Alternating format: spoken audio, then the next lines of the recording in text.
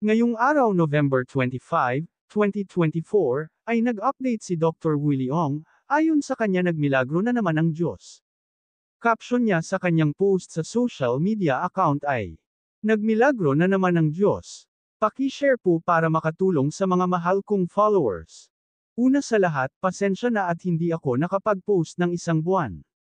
Ang katotohanan ay naging malala ang kondisyon ko, platelet 12,000, white blood cell of 0.5 and hemoglobin of 9.6. Mahabang kwento ito. Sobrang hirap nito pero dahil sa tunay na milagro ng Diyos, mas okay na ako konti. Bagamat hirap na hirap ang katawan ko, ang bukol ko naman ay patuloy na lumiliit, third PET scan results, at mauubos na yung active part ng cancer. Bakit ako nag-post ngayon? Ito ay dahil nasabihan ako ng doktor ko, si Dr. Ang Pang Tiem, Parkway Cancer Center SG, na wala pa raw siya nakikitang case tulad ko na gumaling sa sarcoma stage 4. Isang tunay na milagro ang nangyayari daw sa akin. Ngayon lang sinabi ito ni Dr. Ang. Pasensya na at mabagal pa ang aking utak. Basta tandaan ninyo na mahal ko kayo. Pagbigyan niyo na ako. Dinarazzle ko araw-araw na sana maging maayos na sina President BBM at VP Sara. Masyado na stressed ang bayan. Alam kong napakahirap nito, pero may simple akong solusyon. Magdasal ka lang ng time sa Diyos. Maaayos din ang gusot na ito. Important, may mensahe ang Diyos na hindi lang effort na 95% ang hinihingi niya sa atin, kundi 99.99%.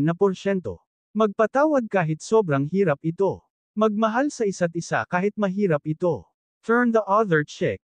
Kung binato ka ng bato, suklian mo ng tinapay. God bless you. God bless you. Praying emoji. Doc Willie Ong.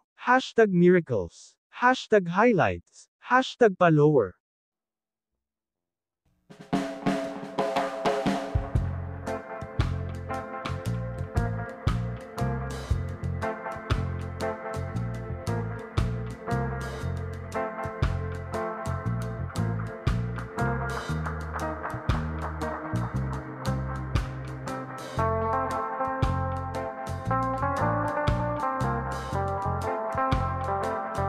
Paano mga kachika, kita-kits tayong muli sa mga susunod ko pang mga showbiz updates. Please like, share and subscribe. Paki-hit na rin ang notification bell para ma-notify ka sa mga susunod ko pang upload. Again, maraming salamat.